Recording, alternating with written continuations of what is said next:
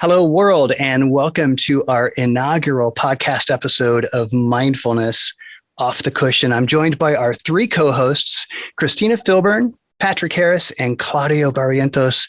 I'd like to jump straight into introductions so our listeners have an idea of who we are, and then we'll roll into unpacking what the title of our episode means, why it's important, and on and on. Christina, can I ask you to get us started?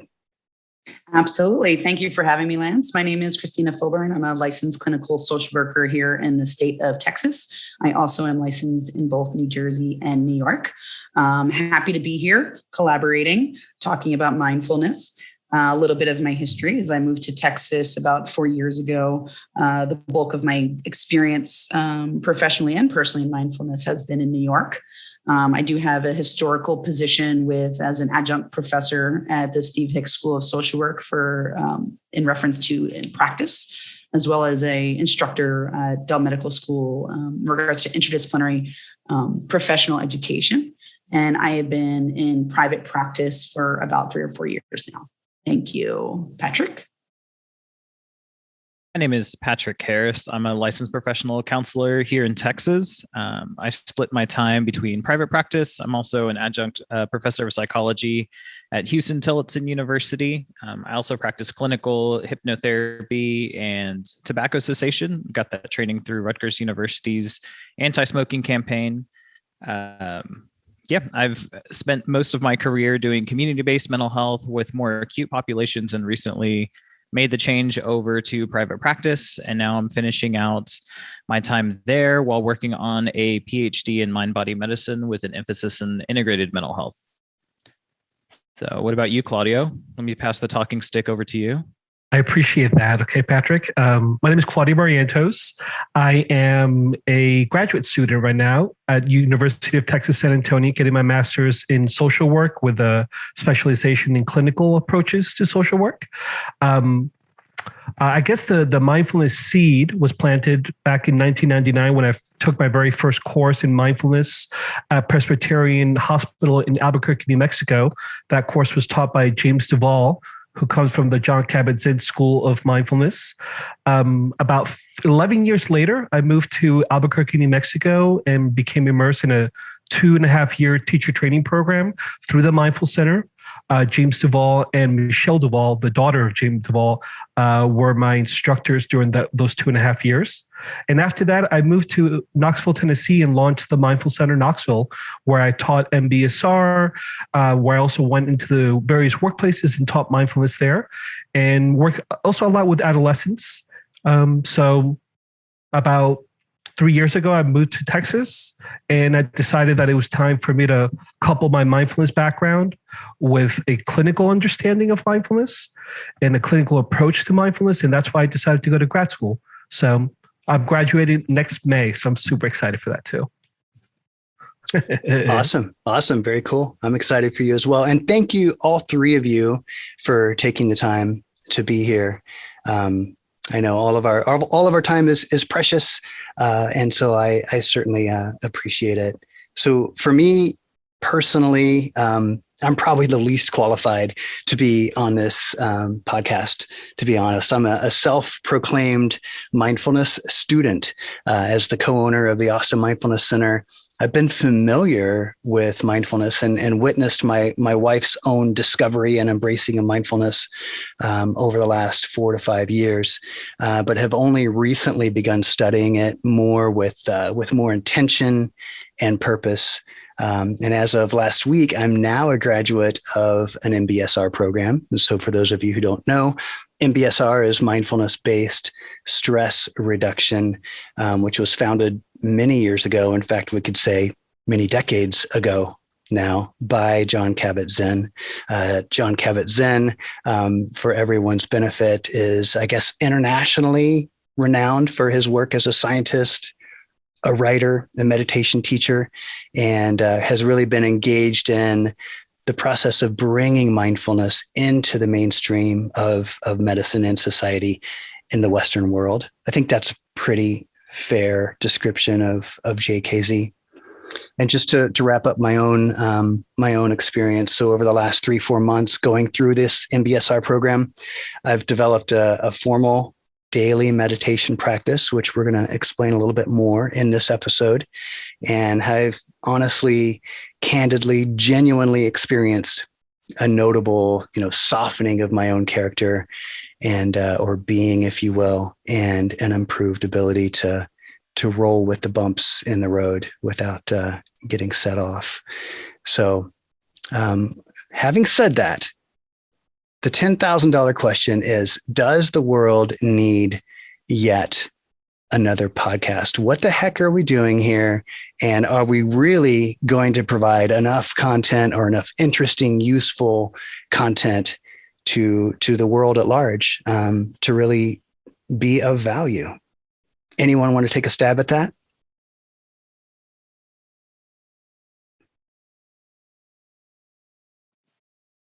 Camera on me. I would say it's a good time, like a lot of other people during COVID, to present a podcast, not because we are bored and just feel like doing something else and be task oriented, but instead be able to be practical about sharing some really helpful skills that are not only useful off the cushion, but without a pandemic, but also I think, especially during a pandemic, I think now more than ever, MBSR or mindfulness-based stress reduction or mindfulness in general has been a really nice asset to help us with any sort of existential question, or what are we doing here, or how are we feeling about these things, and how are we being? So I think what our podcast can provide, that in addition to the podcasts that already exist, are our individual experiences, our connectedness to mindfulness, and our individual perspectives, molding it together to make a sort of mindfulness cocktail or mindfulness soup that could be presented in a different way, that could be helpful to additional audiences.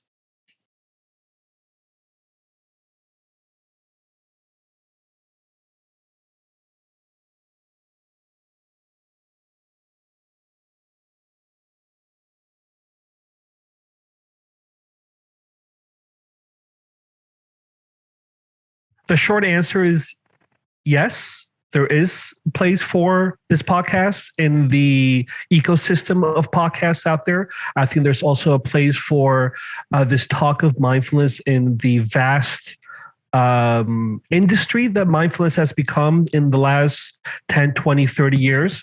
I think the most important thing that we can do as individuals, and I have to say that I've relatively new to all three of you.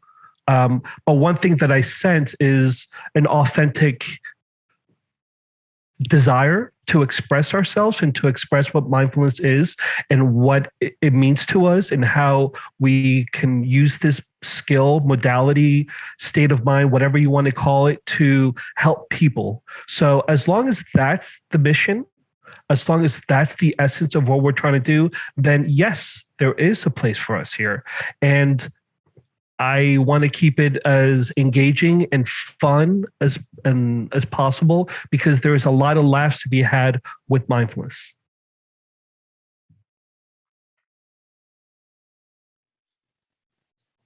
I would say yes, in addition to my constant need of attention and just needing another platform to have people listen to the sound of my voice.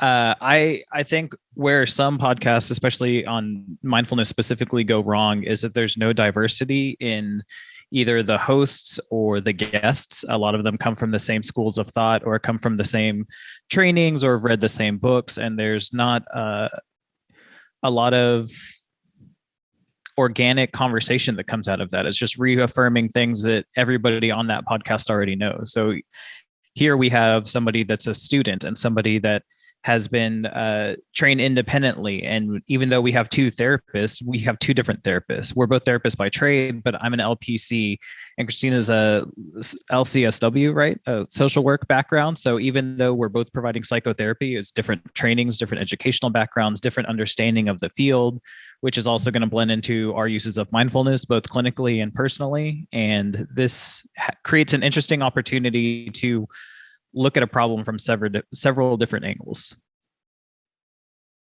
And to piggyback off that, one common denominator is that we all practice mindfulness personally.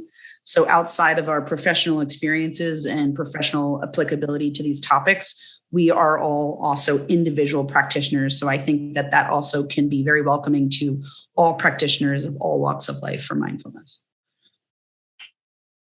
I'd like to take it back to something that Claudio said, something that there's room for laughter, or a role for laughter when it comes to mindfulness. And that takes me back to a podcast episode with Dan Harris, 10% Happier, when he was interviewing John Kabat-Zinn. And he said, this is very serious stuff here. I mean, you could argue this is life and death stuff. And so when you're in that type of space, in this type of circumstance where you're dealing with life and death stuff, humor has a role. Humor is very important.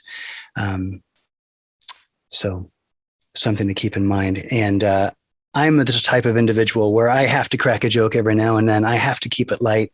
I do love to get serious, but if I can do both at the same time, then all the better. So having said that, I'm going to ask you guys, why will anyone ever listen to this? I mean, are we in fact experty enough? I know none of you want to be called experts. Is merely skillful good enough for the common day podcast listener? Well, my take on this, right? If we look up the very rigid, definition of expert, it's sort of like an authority. Obviously, in the spirit of mindfulness and the spirit of psychotherapy, or just in the world in general, even if we're not psychotherapists, it's really nice to create a world that is more comfortable and maybe softer when we take out a sort of superiority versus inferiority complex in regards to who is an expert or who is not. Of course, one could say, I am an expert because I have practiced X amount of hours, and that's okay. And some people like to hear that, and I think it's helpful. And then there's the other part of it of where I want to loosely say that me, myself, I can say I identify as a lifelong learner, right? Learning is like this conveyor belt, and it continues to move. And in regards to lifelong learners, for individuals who are unfamiliar with that term, it's the idea that I may or may not be a quote unquote expert. And even still, I keep acquiring new skills and capabilities, and I keep questioning or probing and optimizing any ideas I've had of mindfulness through my individual practice, through my practice with clients, and in the world in general. That's all I have to say about that. That is beautiful right there. I have to say that I'm in the field of psychotherapy. I think that there is a place to be called an expert. I think that the licensure and the process that that both of you have gone through, and that I'm going through right now, saying there is something to that right there. There's a certain statement of dedication and purpose and drive, and also you have to be able to pass licensure exams. There's a whole ethical component to providing psychotherapy services that one has to be very cognizant and very responsible about.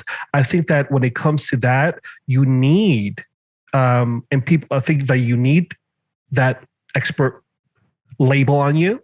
The beautiful thing about the practice of mindfulness is that perhaps that doesn't need it. And I think that that's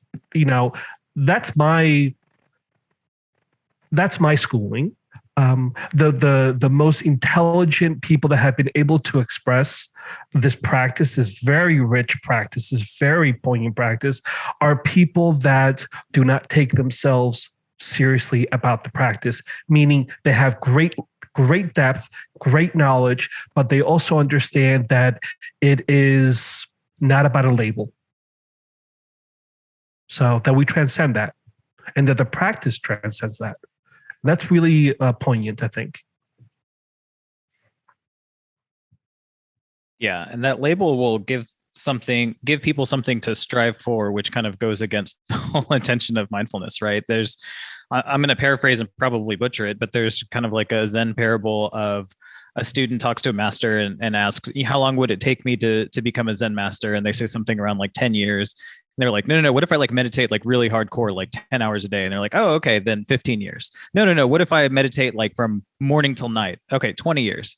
Because if we're just like only have our eye on that prize, like if we're only entering this field or this study, or not even mindfulness, just anything in general with the intention of becoming an expert or dominating it or becoming the best, then you're already at a disadvantage, because you're doing something, one, that you'll never attain, and two, you're going into it for the wrong reasons. It's about the journey, not the destination. So if you're going to consider yourself an expert, you're going to be missing out on pertinent information or pertinent experience that would actually make you an expert. But I like that we keep bringing up humor. I'm incredibly biased about humor in mindfulness and therapy, because one, it is a perfect reframe tool. Like if we're looking at CBT or even mindfulness, of looking at things from a different perspective, whether we're using gallows and dark humor or positive affiliative humor, we're taking something and we're looking at it from a different perspective to bring us joy. And essentially that's kind of what mindfulness is being able to look at a situation from different sides and different perspectives. Again, I'm biased. I'm on the board of directors for the Association for Applied Therapeutic Humor, and I've been trained in humanitarian clowning by Patch Adams. So humor is definitely my worldview, but I've seen it work in suicidal patients in psychiatric hospitals. I've seen it work in private practices. I've seen it work all across the board, academic settings, because we know that humor helps retain information and stores it better in the long-term memory, and definitely helps you connect with either a person or a subject or even a situation. And that's really at the root of what mindfulness is. So, Lance, when you ask, why is there a need for another podcast? I'm saying just listen to what Patrick and his background, listen to Christina and her background, listen to each of our individual backgrounds. I think that we're bringing something pretty unique here. I think I'm saying Patrick's background with Dr. Patch Adams, that is awesome, right? And I think that we're going to have, I think maybe that's going to be a title for one of the podcasts is, there we go, mindfulness and the introduction of humor and the role of humor in that. So I am privileged and happy and very excited about this. I do want to add to that as well, piggybacking off of what Patrick was saying before about the finish line being an expert. I think the objective nature of being curious is also a large foundational part of mindfulness, and curiosity has no limits. And so continuously being curious is the mindful approach that I think is best in order to keep reaching higher and higher, lower and lower, side to side, no spatial awareness there. The other piece of it, I guess, for some listeners that would listen to humor, I'm obviously a huge fan of humor. We do have to kind of go to, I guess, when we speak about mindfulness-based cognitive behavioral therapy, in that it sometimes can be used in practical settings as a defense mechanism. I'm not saying it's being used here, but we do know that that can be a way to sort of avoid harder emotions or feelings. I still think that's okay to label it as such. And I think, Patrick is still being mindful of knowing those defense mechanisms, in addition to using that research to know the benefits of humor, but just wanting to point out the, sorry to be the negative Nancy, sorry for all the Nancys out there, the sort of ego defense of bringing humor in sometimes inappropriately or at sometimes when it is not wanted. And I guess I would like to say, I'm going to make a little bit of a judgment working in New York. My experience with New York, humor was not as welcomed, both for me individually, professionally, and personally. Earlier on in my career, I would think I may have used humor. If I used it inappropriately, is because I may have not been as mindful at the time and felt uncomfortable about a very serious topic, as well as being able to identify when individuals you're working with or talking to are doing the same. So all that to say, I think that there is a great place for humor, and to be mindful about humor is also an excellent thing to be aware of. So let's take a moment to unpack the name of the podcast, Mindfulness. off the cushion. I'm going to throw the talking stick, as Patrick says, over to you guys. I want to know what that term means to you and why it's so important. But before I do, I just wanted to mention, I'm going to mention the 10% podcast, 10% Happier podcast one more time. But the most recent episode, I can't tell you the number, but Dan Harris was interviewing Shayla Catherine.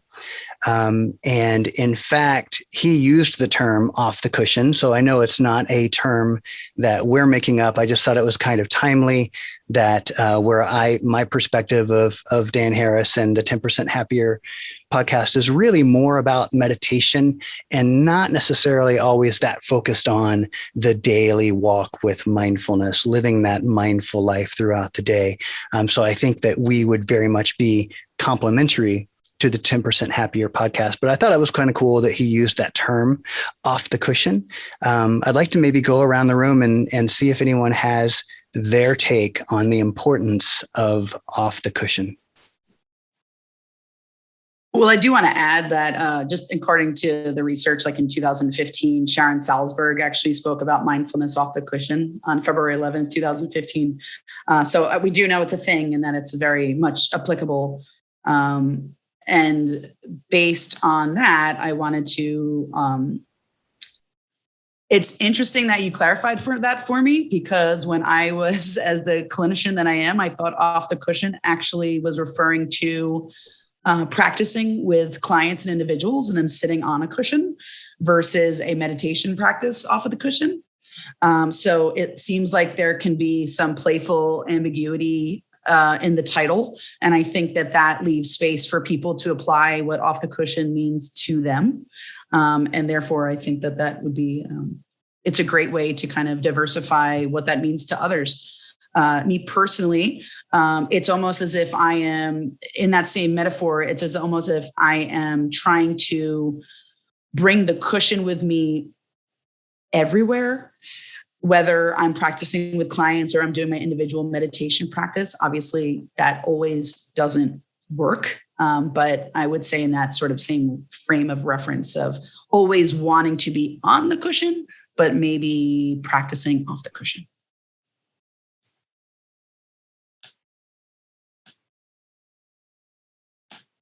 So I'll jump in just for the sake of clarity, in case any of our listeners are like asking themselves, what the heck is it with this cushion? What are they talking about? And so the initial idea behind that word, it is a meditation cushion. The idea that you're sitting down and you have a formal practice, theoretically every day, perhaps more than once a day, to sit down if that's what's comfortable to you, sit down on a cushion if that's what's comfortable to you, close your eyes if you're comfortable with that, and meditate for 15, 35 minutes. That is what we call a formal meditation practice. I love your take on that, Christina, where you're thinking, well, isn't that the clinician's cushion? Isn't that the couch cushion? So I'm interested in your take on that, Patrick. What do you think? Well, my biggest thing, whether I'm providing mindfulness training like an education setting or in a therapeutic setting, it's making it more specific and catered to the individual, because books and podcasts and blogs and all of this do a really good job of like the what and the why of mindfulness, but there's not always a good how. Like they will say it could be meditation, it could be this, and very specific, rigid interventions. But when we look at the difference between like accommodation and assimilation of new information, so you can accommodate new information and force something that's new and novel and maybe a little uncomfortable and not your jam into your life because you feel that that's what you need and that's the only way to practice mindfulness. Or you can take that information and assimilate it into stuff that's already there to make it more useful and more building off of existing functional strengths rather than reinventing the wheel. So instead of going out and buying your own cushion and meditating in your own home, what are you already doing that you can expand upon? Is it gardening? Is it, my new thing is, because I've gone on this like nostalgia rabbit hole of watching Cobra Kai and it's bringing back all of the original Karate Kid feels. I bought a bonsai tree. And that is my new mindfulness jam, because you have to sit there and prune individually and look for like little new sprouts and water it and do all this stuff. So that's my newest form of meditation. I'm still meditating in the traditional sense, but that's something that I'm also building off of and assimilating to. I also, again, going back to like the diversity of this panel, is that we're all going to have a different approach of that. Like, what does the how look like? And the how for me is going to look different than the how for you, and the how for Claudio, and the how for Christina. And so when we talk about diversity, it makes me think of a common interview question that interviewers will ask is, where do you keep the ketchup? Are y'all familiar with this question? It's depending on like what part of the country or what part of the world you are. Different people keep ketchup in the refrigerator. People might keep ketchup in the pantry. And the reason why that's such a profound question is because it's what we do with that information. So if you have a hot dog and you keep your ketchup in the refrigerator and you're out of ketchup, what are the condiments that are going to be next to it that could replace it? You could go mustard, you could go mayonnaise, you can go relish, other things that we also keep in the refrigerator. But if we keep it in the pantry, what are we going to go? We're going to look at vinegar. We're going to look at seasonings. We're going to look at other opportunities that aren't necessarily going to be the same as for people that keep the ketchup in the refrigerator. So we're bringing in this diverse perspective on the same topic based on our own understanding and practices. And so that to me is going to be key when we're talking about off the cushion of how do we bring mindfulness into practical applications and not completely disrupting your existing way of life. My piggyback off of where do we keep the ketchup is for our Eastern civilization folks. I don't know about y'all's traveling, but in Asia, and actually where my family's from in Italy, they don't use ketchup at all. So I wanted to just point out the mindfulness around, at times I'm guilty of this too, this sort of like, I don't want to say ethnocentrism of what we know to exist in our realities and how other people relate to our realities. Because like I said, some countries don't use ketchup at all, but I didn't mean to undermine what you were saying. Just to say that some people don't use ketchup at all. And I think that's okay too. Just to piggyback off what Patrick just said, first of all, Cobra Kai is an awesome show. I actually started watching that show years ago when it first premiered on the YouTube Red channel. So I caught that first season, and it was one of those guilty pleasures for me where I'm like, I cannot believe that I am enjoying this series so much. And I just went out and told all my friends about it. So there's that information about Cobra Kai. So 99% off the cushion, what it means to me. It kind of symbolizes what you're doing 99% of the time when you're not formally meditating. So for me, off the cushion means is like, how are you interacting with your day-to-day moments with as much consciousness or awareness as possible? I think that there is a opportunity for all of us as instructors, teachers, psychotherapists to be able to make mindfulness accessible to everyone or to each individual in their own respective way. But at the same time, one thing that I have found is that I tend to, my off the cushion life tends to be informed by my on the cushion life. So there is a connection there, a coupling that takes place there, where if I find myself being on the cushion and meditating more frequently or for longer durations of times, it becomes easier for my off the cushion meditation or mindfulness life to be influenced or informed. So there's an interesting connection between the two. I think that it is possible 100% to dedicate much of your mindfulness practice off the cushion. And I think that there's a lot of validity to that. But I also feel that it's been around for 2,500 years for a reason, and there's nothing broken with it. And I think that there is a lot to be gained from sitting and knowing that you're sitting. So that's, and as an instructor, I find that there's going to be some people that gravitate, that want just the off the cushion experience. And that's beautiful. There's going to be some people that understand how the on the cushion experience feeds into the off the cushion experience. And that's beautiful too. There's also some people that just want the on the cushion experience, and that they use that as an escape from the everyday life. So it's interesting to see just how diverse the applications can be in that realm. And I think that's perhaps why the title is kind of cool, because it can mean a lot of stuff for different people, as we all have seen. And I believe it's safe to say that we're not purporting to say that there's one and only one right way to do it, or that if you don't have a formal meditation practice, you're doing it wrong. Or if you mess up like we all do throughout the day and you find that you're not living mindfully, then we're not trying to say that you're doing it wrong. So let's end with this.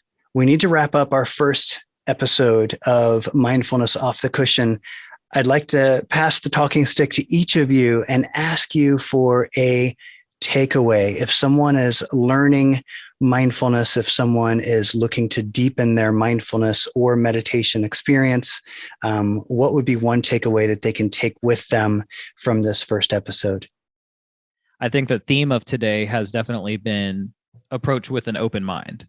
So if you're listening to this podcast because you just heard about mindfulness, or you want to learn more about mindfulness, or you want to squeeze a little bit more out of your current mindfulness practice, then coming into this with an open mind to hearing the different perspectives and the different experiences and seeing what resonates with you rather than being so focused on taking something away. Allow it to come to you. Kind of like when you're furnishing your home. You don't want to go out and just buy a bunch of stuff just to put on the walls. You want to be patient and wait for things to speak to you, because then it's going to feel much more like a home. It's going to feel much more intentional.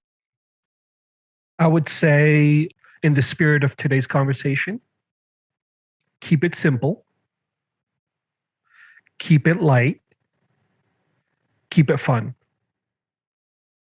And I would say, in the spirit of our topic, that we don't necessarily need to be an expert to be mindful or practice mindfulness.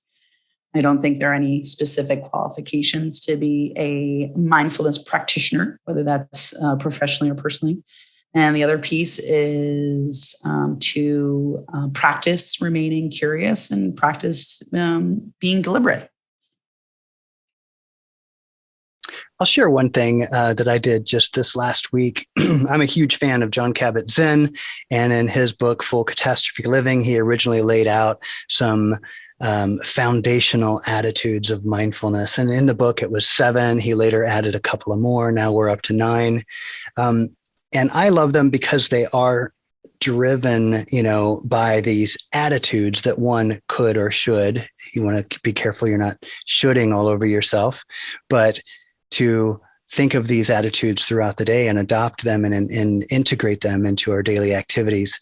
But it's hard to remember 9 of them. So I rewrote them into a mantra, or a couple of mantras, if you will.